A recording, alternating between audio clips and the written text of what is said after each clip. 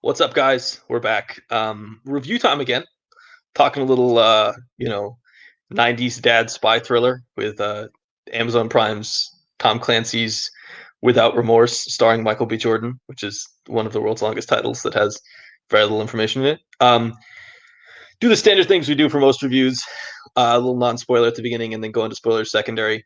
Let's just jump to a quick non-spoiler. What? Okay, I the am first here, by the way. You never introduced me, but my name is Zach. Zachary on Zach A is here. Ford. He's always I'm here. excited about too, and I'm excited to find out if he does indeed not have remorse. I'm not sure if can't tell. Is I'm he not gonna with lie. or without remorse? I spent like 15 minutes looking at my Letterboxd review, debating if I should make a joke about having remorse about watching this movie, and then thought that was I'm lame glad. and didn't do it. I'm glad you. I'm glad you did. Yeah, it was pretty lame. Let's do frontline thoughts. What is, if you had to describe, if somebody said to you, "Should I watch this movie?" What would you say? I would say if you're having a beer or being distracted and you just want like a throwback watch, like sure, if this is like what you're into. Um, because I think the action is pretty solid. So if you're pleased enough by that and don't care about sensible plotting, then I think you can be amused. I think you have something to take out of this. I think also if you're a sucker for movie star power, I think there's something to take out of it as well. Yeah, Especially if you're interested in Michael B. Jordan as an actor and the development of his career. So from that perspective, it has some intrigue. But if you're looking for like a quality I guess it's not a spy thriller, but like comparing it to other kind of Tom Clancy, Jack Ryan material, I just don't think the stories are strong enough. It's a little outdated. Um, but as I said, if you just want like a light watch, then go for it. Just don't expect like a top tier spy movie. yeah, I would agree on that. It's this movie. The reason to watch this movie is you like the genre as a whole, and you like Michael B. Jordan. It doesn't really have another argument for it.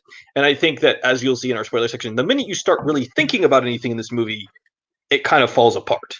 Um, it also really, I think, another big frontline takeaway would be that this movie really feels like the pilot episode of a TV show that really wants to set up the rest of the series.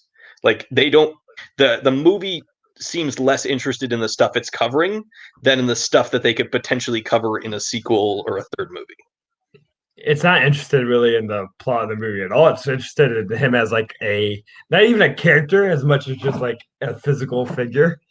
So it's creating him as this like person of intimidation and of you know anger acted upon for vengeance. That's what the movie cares about. Him as something that they could make multiple movies of or multiple stories of to follow his escapades.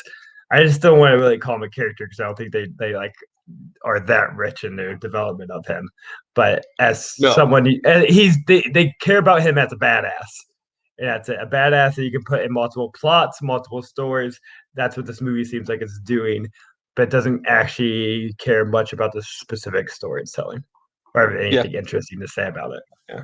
yeah. It also very much feels like a vestige of a past world. Like they even make statements in the film about politics and stuff that maybe made sense in 2000 or 2001, but doesn't make any sense in 2021 anymore. Um, Yeah.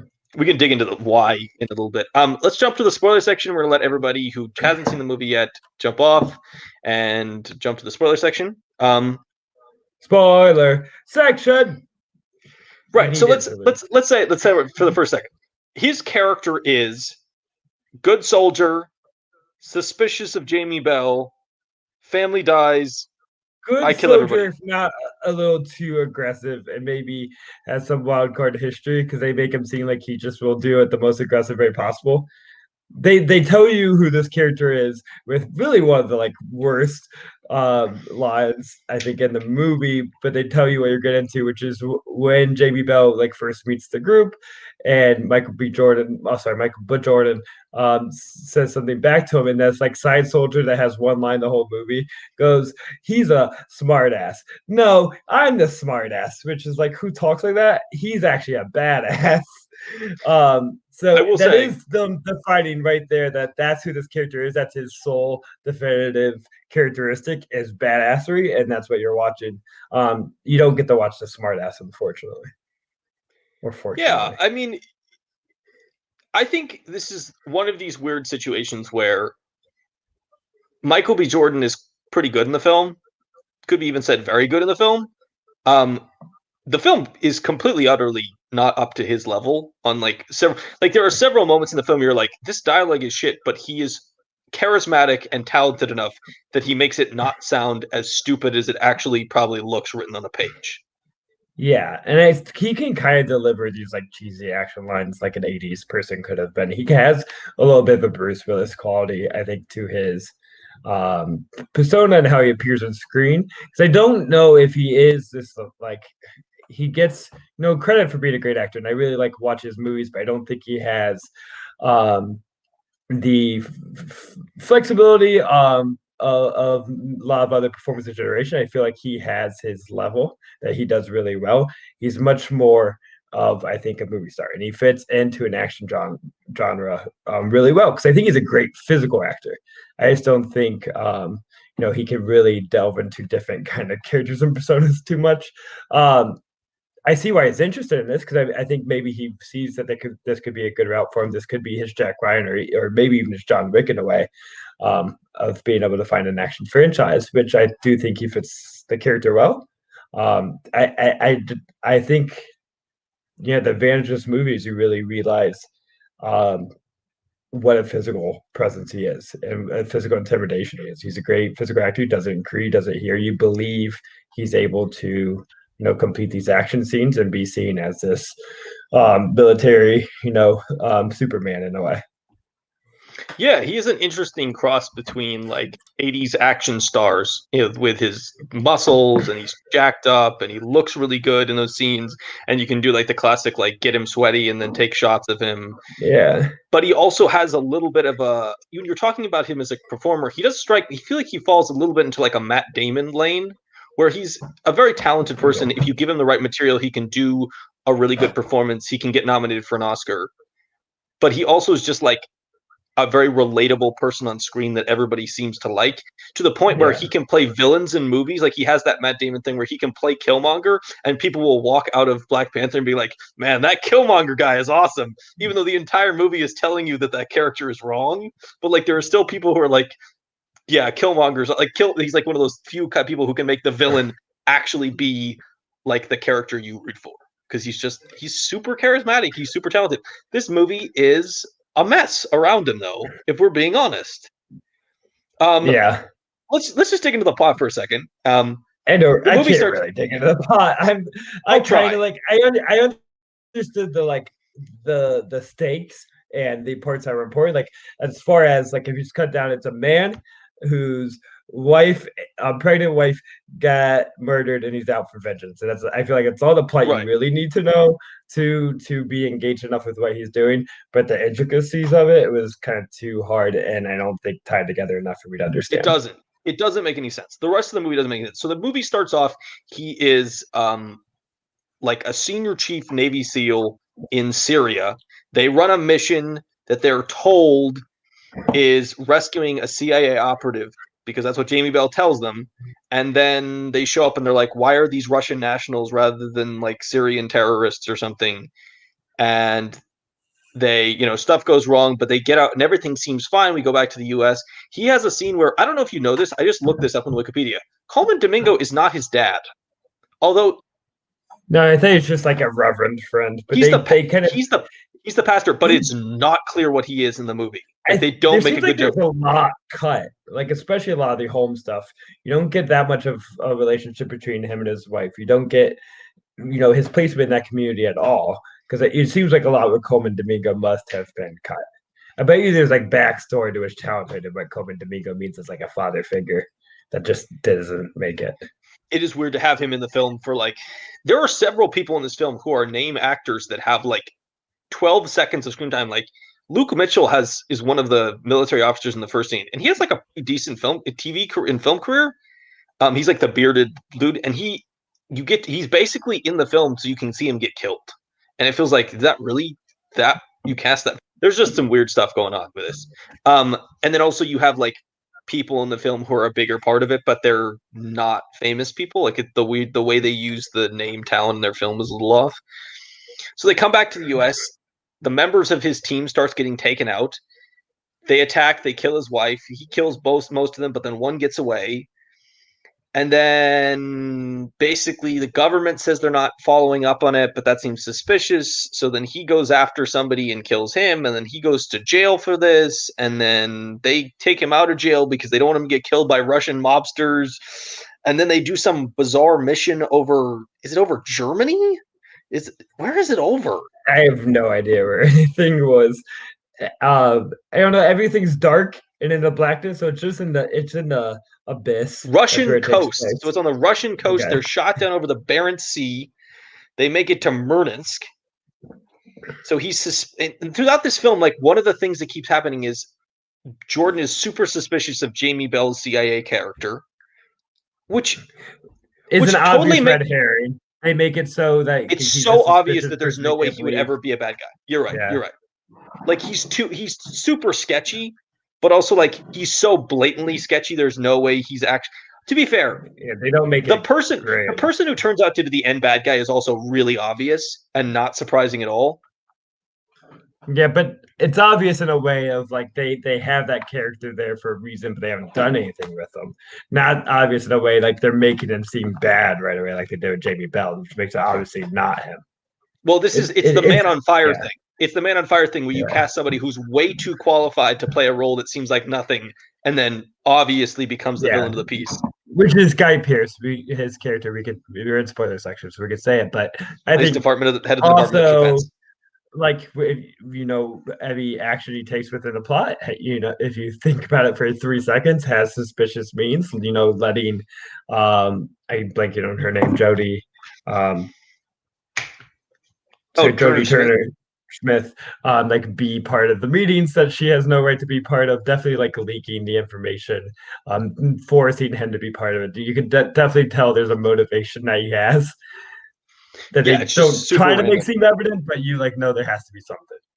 Well, there's just this random meeting where like a decently high-level Marine happens to be allowed into a briefing between the Secretary of Defense and like the Deputy Director of the CIA, and it doesn't make any sense. To be fair, Jamie Bell looks way too young to be the Deputy Director of the CIA. I'm just gonna say that. No, I feel is he Deputy Director? I thought he was just like in charge of that. No, if you look at the Wikipedia, he's Deputy Director of the CIA. Yeah, he's really good at what he does. I don't know. I believed it. I actually do love Michael B. Jordan in this movie, but I think Jamie Bell also really works what he's doing, but he just doesn't give him much to do. But I think he's viable as a CIA agent. Oh no, I like Jamie Bell. I like, although it makes even less sense if we go back to the fact that he's deputy director and the deputy director is randomly running ground missions in Syria. Like that's utter nonsense. There's no real reason he's as much part of it as he is, and not more behind the scenes.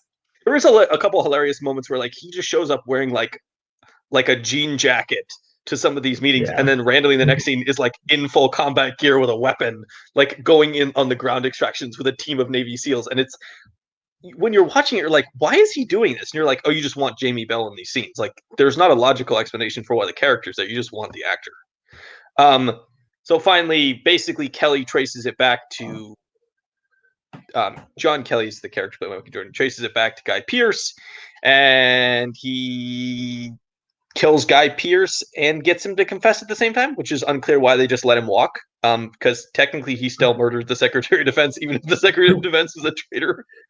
So this is John Kelly, he has a move. This is his very specific confession move, which he traps somebody in Goofy a very dangerous car situation, because he does this twice. Once the car's on fire, the other times the car's underwater. So in a death situation in a car to get them to confess, why he's also putting himself in this hazardous, he's right in the middle of the flames or drowning in the car water. It's a very, very specific move that Tom Clancy decided to have for this character. That seems like he could have done this in a lot less dangerous way for himself. Oh yeah, to be honest, like can you just have a guy in a car with a gun to his mouth? It doesn't need to be on fire. It's kind of goofy, to be honest, because it is so extreme of a move to a point where you're like, really? Like, there's so many ways this could backfire and not work as an actual interrogation. It's like if your interrogation move was, I'm not going to waterboard you. I'm going to literally just put chains around you and throw you into a pool and have you sink to the bottom and just hope you don't drown before I decide to pull you out. Like it's so non-specific and non-technical. Like, it's not an interrogation tactic. It's cool visually, it's cool as an idea in your story, but it makes utterly no sense if you're actually trying to get information from somebody. For the Guy Pearce one at the end, he doesn't even need to do it. Guy Pearce just lets him know everything pretty willingly while they're driving, and he has it all record, so he can just shoot him and get out because he has the record, which is what he needed. He didn't need to put him into the water to get the recording. It was done. And He also didn't have to weirdly, put any muscle on it. the Jodie Turner-Smith character does not get any flack from higher ups for being involved in this covert mission with a non-government like agent. Like, I feel like even if they were doing the right thing and they got the right results, somebody would have been like, "Hey, what the hell are you doing working with somebody who's basically a ghost? That's not protocol for a government official." I think they believe in they don't care what the means are, they just care about the end. And then basically at the end of the film, they let John Kelly disappear. He becomes For John Clark, future adventures. and then he comes back in the mid-credit scene, and he's talking to Ritter, who's now the new director of the CIA. Um, and he's like, "I want to create a multinational counterterrorism team named Rainbow, which is Oh a shit. tie-in, to another Tom Clancy novel. Basically, Yeah, so but I basically, had no idea there was a mid-credit scene. I did not watch this. there's a mid-credit scene. I watched the mid-credit scene. It's literally, but I literally just told you what the mid-credit scene is. Like, that is exactly Yes. what it is. It is literally like a scene in front of the Washington Monument. Here's my plans, give it to the president. Like, basically that idea. Um, and that really drives the nail in. Like, they really Is this care supposed about to be like a making. Tom Clancy verse? They're gonna have the team, him and other super actor spies. Are they trying to make an HBO or Amazon Tom Clancy verse?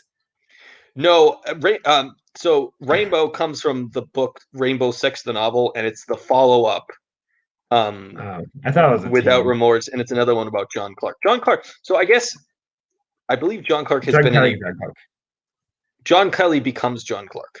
yes. Um, so he's like the second famous character after Jack Ryan. He first appeared in The Cardinal of the Kremlin in 1987. His origin story is Without Remorse from 1983, and he's been in like a bunch of them. He's in like The Sum of All Fears, which is a Jack Ryan one. Like, he's in So some there is a Jack. crossover. So it is reasonable that they make a Tom Clancy verse. Jack Ryan could come into this. And I do think there is a very clear reason that this is also on. Like, for example, Willem Dafoe played him in Clear and Present Danger, which is one of the Ford ones, and Lee Schreiber played him in The Sum of All Fears, which is the Ben Affleck one. So yeah.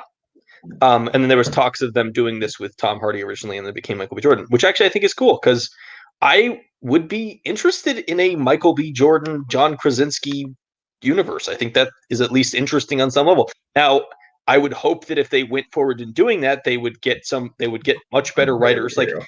I know this technically is written by Taylor Sheridan, who is like a pretty great screenwriter, but this Yeah. does not. Well, there's two credited writers. There's Taylor Sheridan, and there's somebody named Will Staples. Um, Will Staples is basically a novelist and has written on video games. He wrote on one other movie called Sweet Girl, which came out in 2021. He wrote on the television series for Shooter. He wrote in some. So, like, he does not seem like he has a great career. Taylor Sheridan has a lot better stuff, but I do genuinely wonder if he was also directing his and writing his other film, and Will Yeah. Staples I maybe did a lot more of this, because there are moments in this film where the dialogue is atrociously bad, especially that first scene in the beginning. It's so bad. The plotting is convoluted. It doesn't make sense. It's genuinely hard to track. Like, these type of movies are designed for people. You should not have to watch this with a notepad. This should not be complicated. This is mass entertainment. Everybody likes a spy movie. You have Michael B. Jordan in a spy movie. Why would you make yeah. it so hard to track and follow? Like, I genuinely was like, did I miss something, or do they just never tell me why they're doing these things? Like, there's just so much random stuff in the film. Like, people have relationships, but they're never explained why they have these relationships. Like, they just like there's so much bad dialogue. There's like everything feels stilted. It feels like they cut too much stuff and they didn't focus. And the entire movie feels like the pilot episode of a TV show that is way more caring about the stuff that's to come rather than the stuff that happens in this film. I think a lot of this complaint is also similar to the Day of Soldados. I think we're not giving enough credit for its failure to Stefano Salim. I don't know if Oh, he I was is going to talk a about it. Yeah. real quality director. I think he just doesn't care about the substance. I mean, when you take Sicario, which the original had, it had a lot of substance and something to say amongst all its kind of more viscerality. When Salima takes that all out and only cares about the thrills and the grit of it all rather than having any meaning, and that's what this movie is too. It's like all grit and masculinity without any substance or care story or plot. He just likes the visuals of it all is what he cares about. And I don't even like his visual style because I think it's just way too dark and I can barely see what's going on half the time. I also watched it on a screen that definitely needs the brightness go up, and I can't figure out how to do it. Honestly, no, it was pretty dark in a lot of moments. A lot of those fight scenes, Yeah. especially in the second half of the film, it is you cannot. You have two problems. One, it's not clearly lit, and secondly, when you have a bunch of guys who are roughly the same build in combat gear, I can't Yeah, tell all the time, is that true. Michael B. Jordan or is that random guy number 4 that we don't care if he dies? Like, that's a problem if you're Yeah. watching, is you need to know who your hero is at all time and where he is They at all time. also That's very wear important. customized name tags on their back with like special pictures of their favorite animals, so I know who's who. Absolutely. They You're just have right. like a big hawk on the back.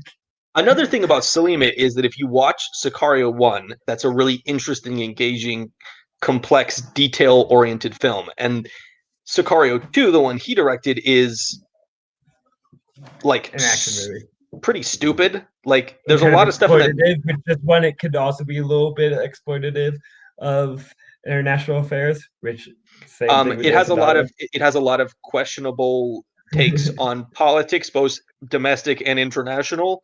There are some stupid ass scenes in Sicario where it's like people with prayer rugs trying to sneak over the Mexican border, and like, what the fuck even is this, and why is like the first one is like so not a like right-wing fever dream, and the second one is a little bit more of a right-wing fever dream.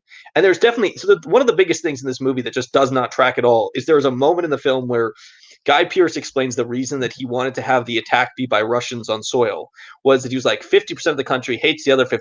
Basically, Democrats don't like Republicans. And the way that this country would work better is if they all hated the Russians, which is laughable after the 4 years of the Trump administration, where the Russians literally tried to hack elections and do disinformation, and one political party sided with Russia over the other political party. Like, it's just a nonsensical statement in the current political climate, and it feels like Yeah, so much a product of the 1990s, and it's 5 years after the Soviet Union fell. yeah, and I'm just so unsure why I guess this was all produced, before the Biden administration, but I'm just not comfortable with having a lot of media out there about conspiracy theories and specifically governmental conspiracy theories, just encouraging more distrust in our governmental system, which is Yeah, causing a lot of our divide, a lot of our issues. It it's a good point. causes It's a good point. storming the Capitol. So I rather things be on the up and up for a little bit. It is. You're right. It's a good point that this is a really terrible era to create films that are like the government is corrupt when there are like you don't want to make those movies because then you align yourself with a certain type of person that you don't want to align yourself with. Which is Um, not historically true. There's been, you know, a number of different kinds of political minded people have had some cynicism in government ethics. And I think rightfully there is a lot of issues you can have with government ethics, but the specific like governments are, taking all power away from the people and it's all a corrupt shit show. It's kind of too far to where some people have, spread those conspiracies further than they need to be to where we just have an unstable system. yeah, so it looks like Sheridan only rewrote the script. He didn't really. Okay.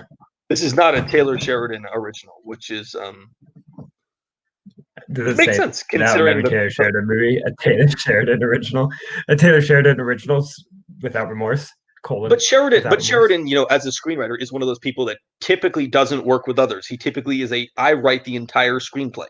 Like if you look at his other movies, he is Yeah. consistently the only credited person on the film. Even like I mean, if you go back to the original Sicario, like Villeneuve is not credited on that. I think that is a purely Sheridan. Like if you Hell or High Water, that's a purely Sheridan. Like all these things are just purely Sheridan. Um, and you can tell because there are moments in this film where because there are scenes where the dialogue makes sense and there are scenes where the dialogue is terrible. Like I think if I had to guess, my guess would be that the home scene with Coleman Domingo was part of a previous version of this film, and the opening scene, like the early parts of the film, are more the previous screenwriter, and later on is more um, Sheridan. And I'm wondering how many things are kind of remnants of the book in the series that don't get fleshed out here because they get fleshed out through like multiple novels. Like is Coleman Domingo's character play a specific role in the whole series that they need to have him in there? But when it's a one-shot movie, having no context to him doesn't work as it could with the book. You're not following through story by story.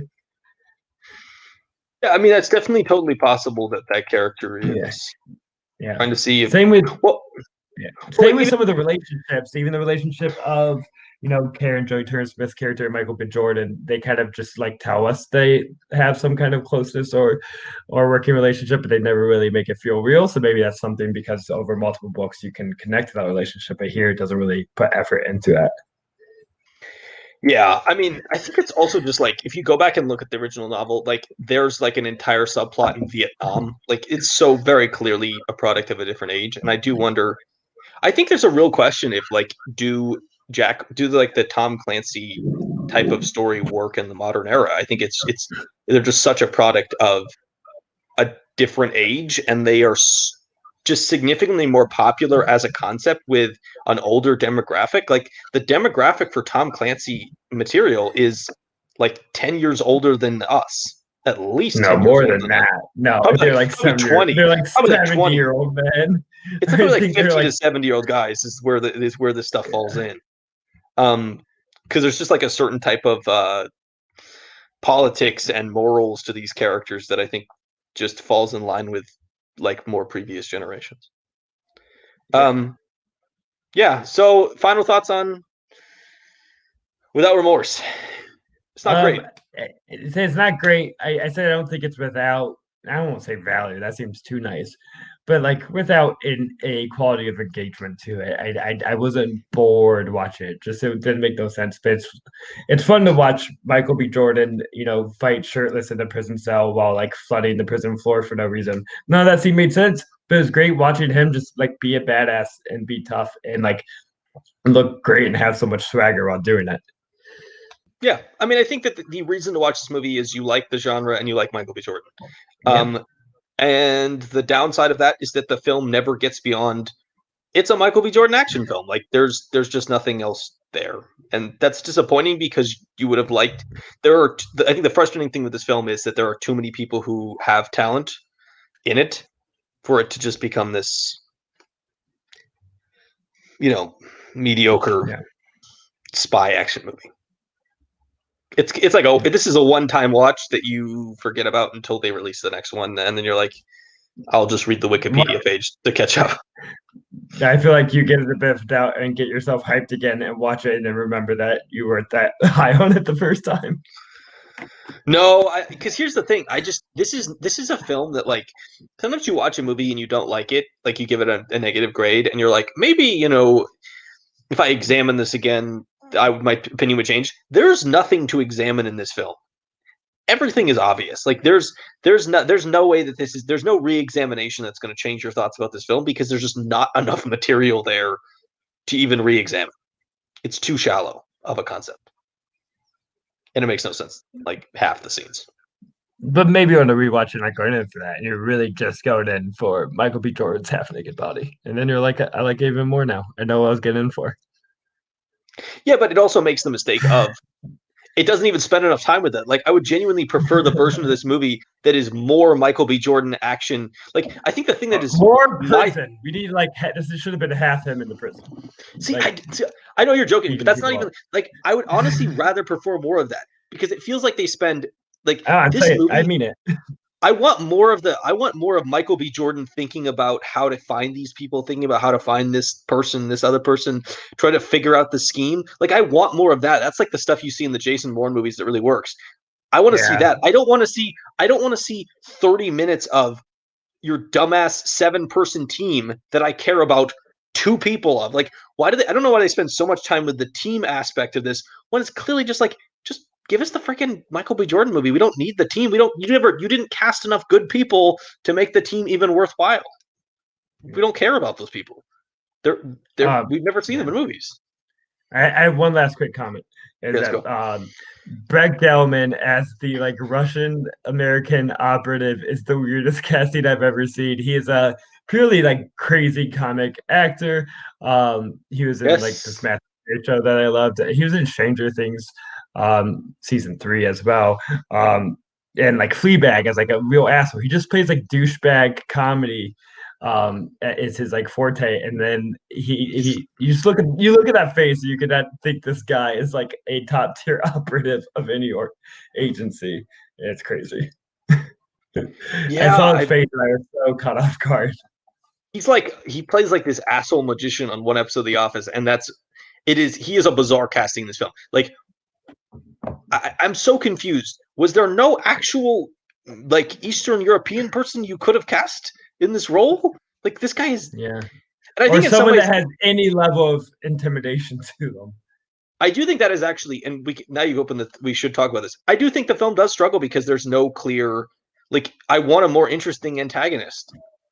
Like, Yeah. Gelman, it's not only that he doesn't look sinister, physically he does not seem like he is Jordan's equal. Like, if you had if you do the Creed 2 and have some kind of like actual badass muscle bound Russian operative as his alternate, I think this movie might, I'm not say work a ton better, but I think would be at least nice to have a character that felt like the actual spy, comparison to him. Like, just have like This, at least, yeah. I mean, if you go back to the Jason Bourne movies, I keep going back to them, but if you go back to them, there's like Clive Owens in the first one, and there's the guy who flies through the window, and then there's Carl Urban. Like, they at least try to give you a counterpoint to these characters, and then there's Desch in the third. Like, they try to give you a counterpoint, and this one just doesn't have a comparison to Michael B. Jordan on the other side, which is, yeah, Brett Gelman, fucking bizarre choice. Yeah. Bizarre. All right. I think we reviewed Without Remorse, which you can watch on Amazon Prime if you like. Tell us what you think down in the comments. You got our Twitter, you got our letterbox, you got our email. If you send us emails, we'll read them. Yeah, thank you everyone for watching our review of Without Remorse, or Tom Clancy's Without Remorse, because Tom Clancy, I don't know what's going on with the dude, but he has to put his name in every title of everything he ever created, and it's a little weird. Lee Daniels and Tom Clancy are the only 2 people on earth to do this. Yep, with that, we're all done. Thank you, folks. We will be back with Thank more regular you. episodes and more reviews coming up.